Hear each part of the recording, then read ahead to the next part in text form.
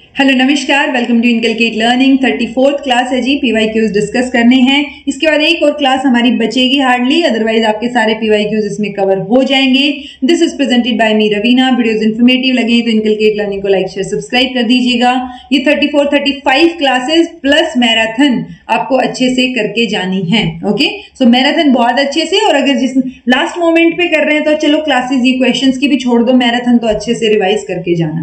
Okay, सो 41st question, राष्ट्रीय माध्यमिक शिक्षा अभियान जो है RMSA, government has targeted to ensure universal access to secondary level education. So RMSA ने यूनिवर्सल एक्सेस के लिए, सेकेंडरी लेवल के लिए एक टारगेट रखा था, और वो टारगेट था 2017। Okay, Employment Assurance Scheme envisages financial assistance to rural areas for guaranteeing employment to at least, यानी ये वो मनरेगा वाली थी ना, सो वो मैनुअल वर्क देते थे ये, और ये जो अपना रूरल एरियाज है उनमें एक ही इंसान को देते थे। सो ऐसा नहीं है कि रूरल एरिया में पूरे में 50% मैन या वुमेन को, या 50% मैन जो जॉब ढूंढ रहे हैं उनमें से 50% को आप दे देंगे जॉब, या जॉब भी इन द सेंस काम की बात हो रही है ये, ठीक है, एम्प्लॉयमेंट की बात हो रही है। और एम्प्लॉयमेंट में जो होता है ना कि मजदूरी वाला काम भी एम्प्लॉयमेंट में ही आ जाता है, और वही दिया गया था मेजरली।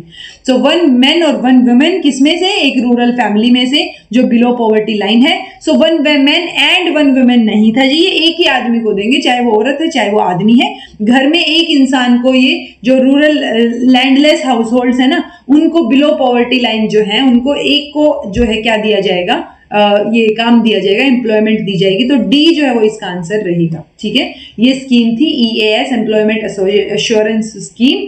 किसने लॉन्च की थी? मिनिस्ट्री ऑफ रूरल डेवलपमेंट ने 2 अक्टूबर 1993 में। Okay, The Gurukul system of education started तो during modern period, British rule, during ancient या फिर in 1970s। So obvious सी बात है, गुरुकुल तो ancient period के दौरान ही हमने देखे हैं, उसके बाद तो वो डिमोलिश धीरे धीरे कम, मतलब वो होता है ना, डिमोलिश तो नहीं बोलेंगे, डिमोलिश तो तोड़ देना होता है, वो डिमिनिश होते चले गए। ठीक है, Secondary Education Commission suggestion about negligence of education in school favored।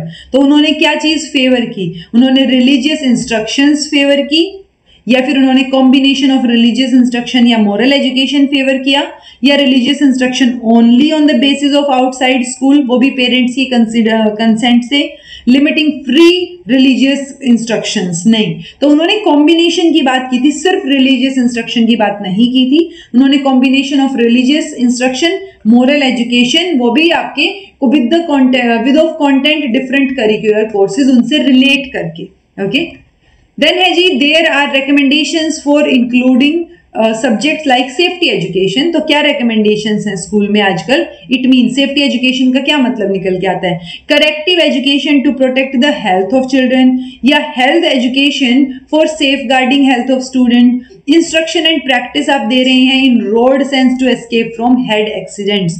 तो इन सब में ही सेफ्टी की बात आ रही है, हेल्थ के लेवल पे भी, चाहे वो एक्सीडेंट के लेवल पे हो। तो ये सेफ्टी की बात हो रही है, तो डी जो है वो इसका आंसर हो जाएगा। Okay, equalisation of educational opportunities means, तो इक्वलाइजेशन का मतलब क्या है?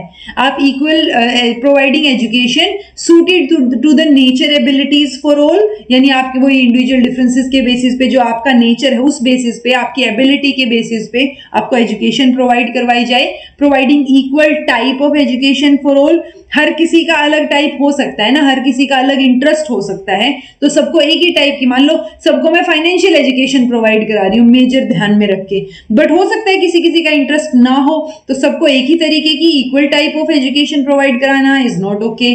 Planning similar curriculum and methods for all, नहीं, हम कई बार मेथड्स तो छोड़िए, हम करिकुलम भी सिमिलर नहीं रखना चाहते जब जो है नेचर की, जो नेचुरल एबिलिटीज की बात आती है। Okay, providing the same kind of school for all, नहीं, तो ये ए आंसर रहेगा जी, यानी आप एजुकेशन दें उनकी एबिलिटीज के अकॉर्डिंग, वो रहेगा इक्वलाइजेशन।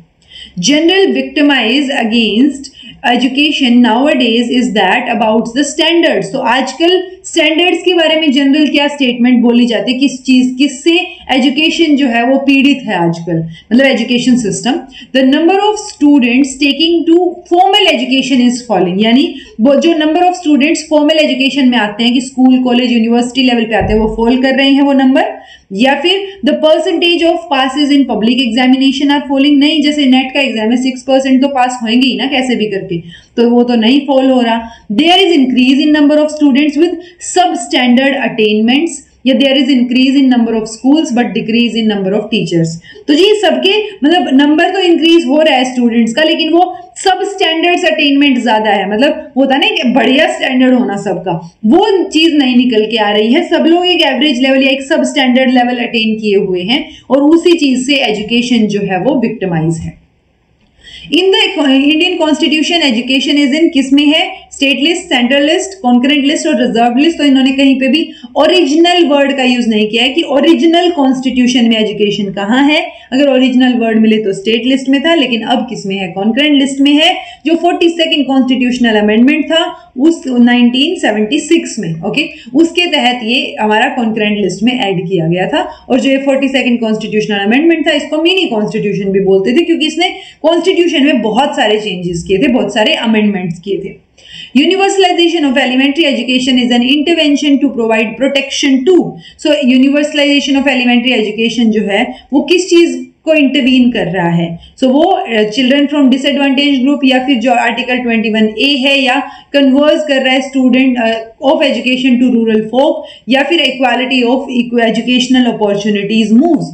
सो जब यूनिवर्सलाइजेशन ऑफ एलिमेंट्री एजुकेशन की बात आ रही है, सो वो जो अपना आर्टिकल 21A है ना, उसको प्रोटेक्शन देने के लिए यूनिवर्सल एलिमेंट्री एजुकेशन की बात आती है। और उसके बाद भी बात आ जाती है किसकी, ये सर्व शिक्षा अभियान में हमने यूईई की तो बात की थी, तो वो 2001 में लॉन्च हुआ और 2009 में फिर क्या हो गया हमारे पास, आरटीई हो गया।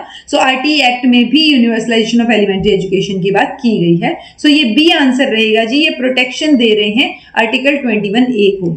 Okay, vocationalisation of education in India was first recommended by, so vocationalisation of education सबसे पहले किसने रेकमेंड की थी, Radhakrishnan commission, Mudaliar commission, Kothari commission, या फिर न्यू एजुकेशन पॉलिसी। सो राधाकृष्णन कमीशन इंडिपेंडेंस के जस्ट बाद ये बना था और इन्होंने भी वोकेशनलाइजेशन की बात की है।